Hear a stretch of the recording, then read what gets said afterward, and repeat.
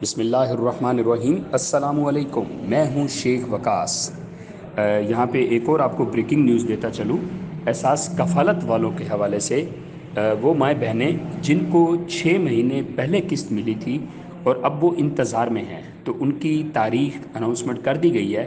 15 से 20 तारीख के दरमियान, ये जून की 15 से 20 जून के दरमियान जो है उनको 14,000 रुपया मिल जाएगा। बहुत सारी बहनें परेशान हैं जिन्होंने मुझसे लाइव फेस टू फेस भी पूछा है और कईयों ने कमेंट्स करके भी कहा है, कईयों ने कॉल की है, क्या नई हुकूमत में हमें पैसे मिलेंगे, क्योंकि इनको 6 महीने के बाद मिल रहे हैं। तो ऐसी कोई बात नहीं है, 1 महीना पहले से लेके अब तक स्टिल कई लोगों को मिल चुके हैं। इट्स मीन्स कि इसी हुकूमत में ही मिले हैं ना।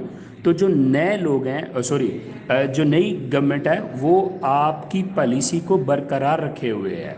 ठीक है। बल्कि यहाँ पे एक और भी अपडेट देता चलूँ, वो मैं नेक्स्ट वीडियो में दे देता हूँ, बात लंबी हो जाएगी।